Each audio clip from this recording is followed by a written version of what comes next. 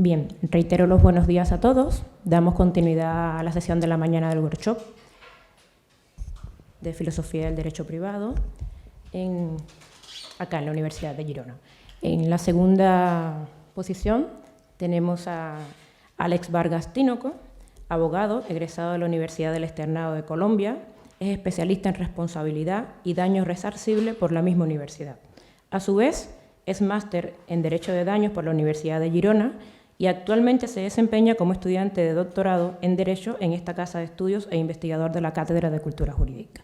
Alex, sin más presentación, sin más preámbulo, me informan, tienes 20 minutos para la exposición y luego abriremos el debate para cada una de las preguntas o comentarios pertinentes. Muchas gracias.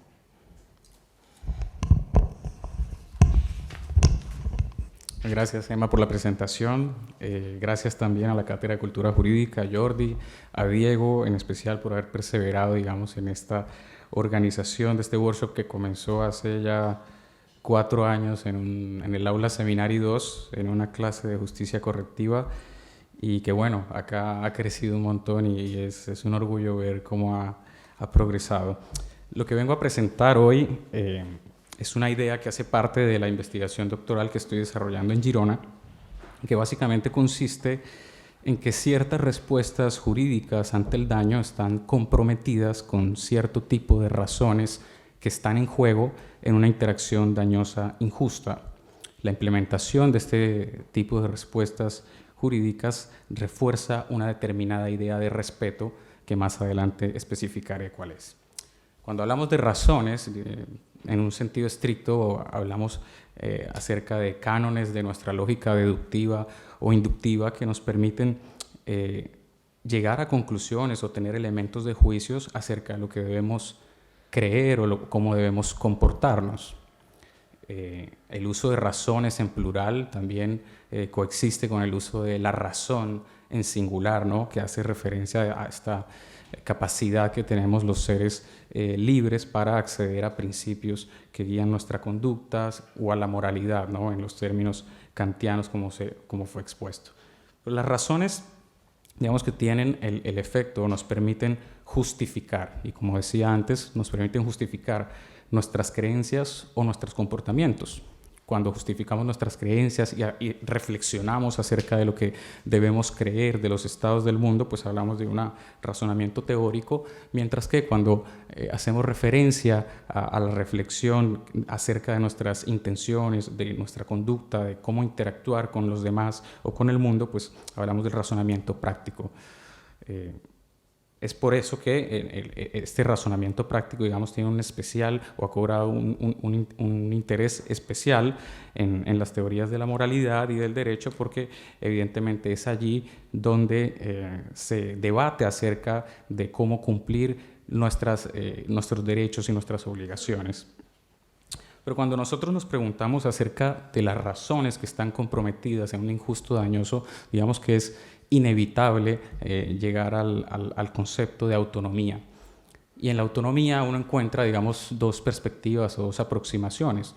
Una sería la autonomía como un ideal de bienestar, es decir, el hombre autónomo sería aquel que tiene un conjunto de opciones valiosas que le permiten desarrollar o llevar a cabo un plan de vida determinado dentro de la comunidad, o tiene la aproximación a la autonomía como esta idea de soberanía personal, de autorregulación, de autogobierno, esta idea de que el hombre o la persona se dé sus propias reglas en oposición a alguien que es heterónomo. Y uno podría pensar, bueno, el daño injusto afecta una de estas cuestiones, ¿no? El daño, por una parte, me puede quitar la opción que tengo de conducir o venir conduciendo al trabajo porque me ha dañado el coche, me ha dañado la opción que yo tenía al tener un coche intacto. Pero también uno puede decir, bueno, también ese ideal que tenía regulativo para mí mismo, para mi propia vida, de venir en coche todos los días al trabajo, pues fue afectado, se me ha dañado esa autoridad. Pero aquí hay que hacer un matiz porque dado que el daño genera estas afectaciones, uno podría decir, bueno, el daño es una cuestión, un fenómeno indeseable, y en tanto indeseable debemos rechazarlo, y en cuanto, como debe ser rechazado, bueno, alguien debe responder por él. y hay que hacer un matiz, porque de la indeseabilidad del daño no se sigue la responsabilidad por el daño. Una cosa es diferente de la otra, y lo que nos interesa en el ámbito del derecho privado es que alguien responda por ese daño. Para ver esta diferencia entre deseabilidad y responsabilidad, he tomado como referencia la obra de Stephen Darwall, que me parece que es claro sobre este punto. Él dice: tener un deseo es tomar una característica del objeto del deseo como una razón, no tomar el hecho de que uno tiene un deseo como una razón.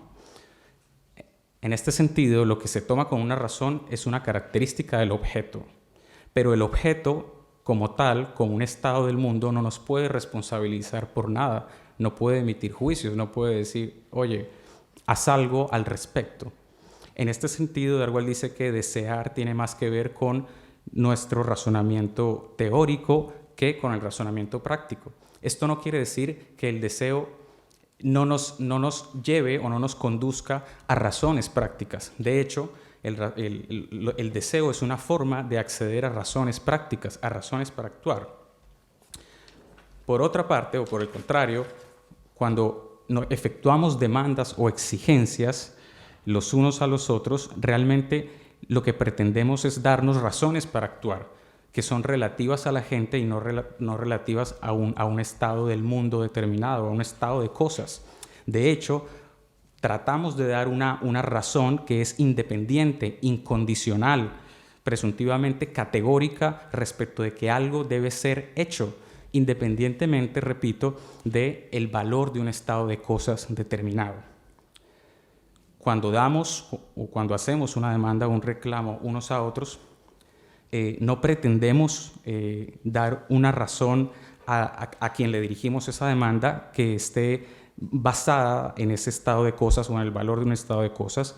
No pretendemos inducir un deseo en esa persona, sino que pretendemos darle una razón a través del reconocimiento de la autoridad que tiene ese emisor, de esa autoridad que tienen los sujetos dentro de la interacción para efectuar una demanda legítima uno respecto del otro. Darwall sostiene que esta razón, esta autoridad que se reconoce cuando nos hacemos reclamos o demandas interpersonales unos a otros, es una razón de tipo diferente a aquella que provee el valor de un estado de cosas determinado. Y esto se ve claramente, digamos, cuando una persona es titular de un derecho. Cuando alguien tiene un claim right, una pretensión contra otros que legítimamente puede demandar, reconocemos que hay una razón adicional, por ejemplo, para no causar dolor o sufrimiento, y esa razón es algo que podemos, es la autoridad en virtud de la cual podemos demandarnos cosas unos a otros. En la teoría moral de Darwall, para poner un ejemplo, lo inmoral o lo incorrecto, lo injusto no es que una acción pueda causar daño a otro. Más bien lo que hace injusto a injusto es considerar que ese daño violará una demanda legítima que alguien tiene para que no se cause. ¿Qué sucedería entonces en el caso de la producción de un daño injusto? Darwall aquí sostiene que lo que se produciría allí sería una falta de respeto porque se habría desconocido esa autoridad, esa razón adicional que se tiene en el hecho de que hay una demanda legítima por parte de un sujeto racional que tiene una posición normativa igual a la mía para demandar que tal acción dañosa no se realice.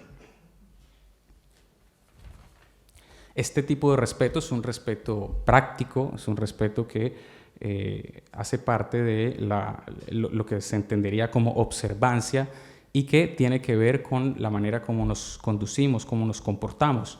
Es un respeto diferente a otros tipos de respeto que involucran sentimientos tales como lo que él llama el appraisal respect o la reverencia, ¿no? Que involucra ciertos sentimientos hacia una persona que ejemplifica el mérito moral, que cumple sus deberes y que nos inspira tal vez a presentarle un cierto trato. No, este es un respeto práctico en la medida en que no necesariamente involucra sentimientos y que necesariamente debe corresponder a nuestra manera de conducirnos frente a esa persona.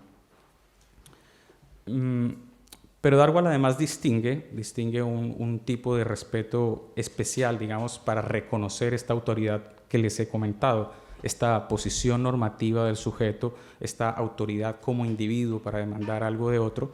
Y él dice que el respeto que se le brinda a una persona y que reconoce esta autoridad es un respeto de segunda persona. Y de segunda persona en dos sentidos. En un primer sentido porque concierne al reconocimiento de su autoridad, de la autoridad de quien dirige la demanda, y en un segundo sentido porque implica también que uno se haga responsable ante el otro por aquello que se le está demandando. El sujeto a quien se le dirige la demanda tiene que tener competencia en los términos darwinianos, que no es otra cosa que tener la capacidad de él mismo considerarse responsable por lo que se le está demandando.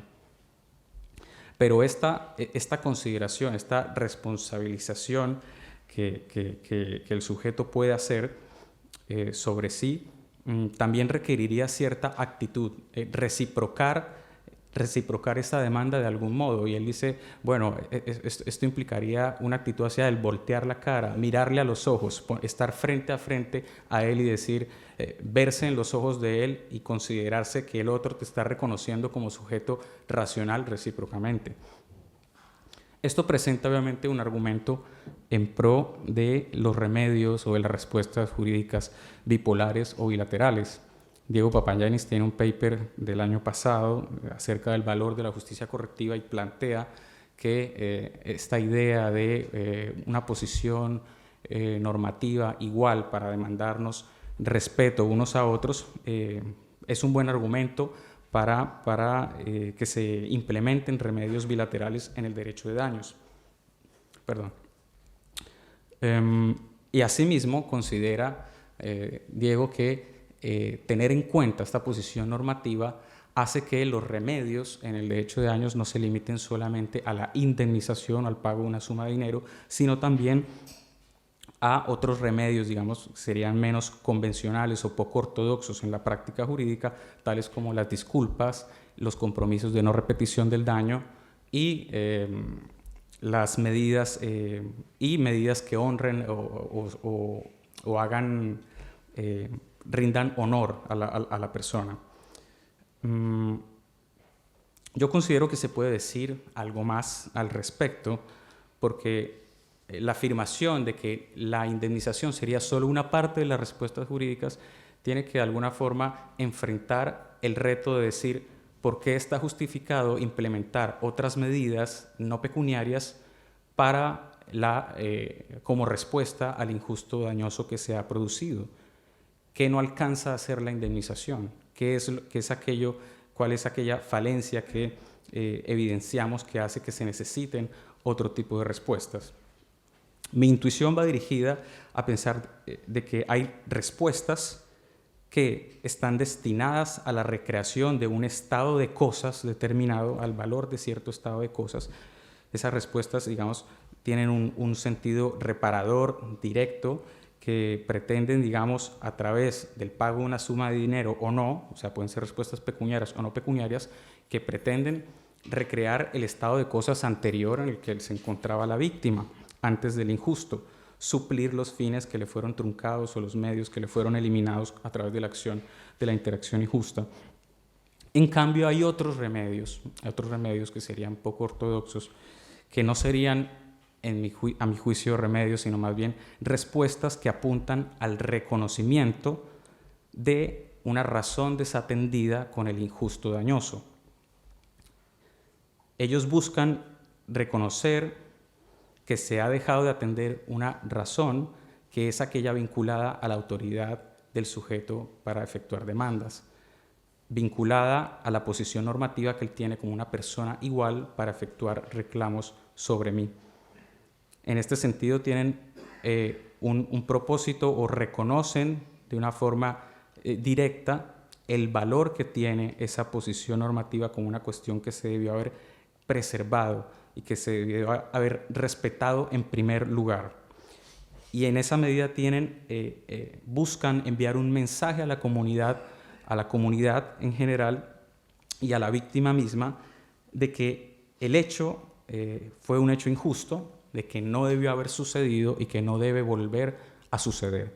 Es una cuestión que no debió haber ocurrido en primer lugar. ¿Por qué serían no pecuniarios?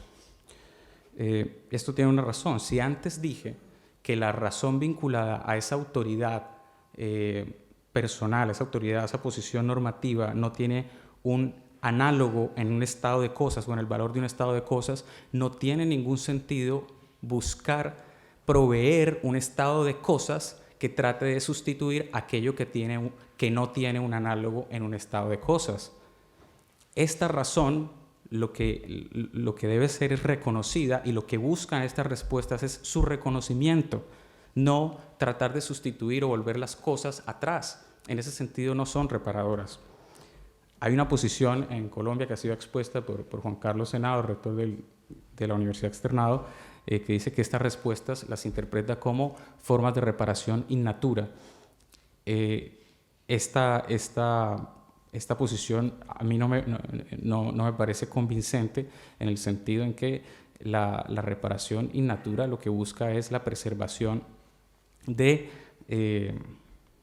la naturaleza de la cosa perdida, y casi que por definición la dogmática civilista siempre apela al hecho de que el daño moral, el daño extrapatrimonial es una cuestión que no puede ser reparada. Entonces habría tal vez una inconsistencia en decir que algo puede ser reparado in natura, partiendo de la base de que el principio de reparación integral tiene sus límites en el daño extrapatrimonial.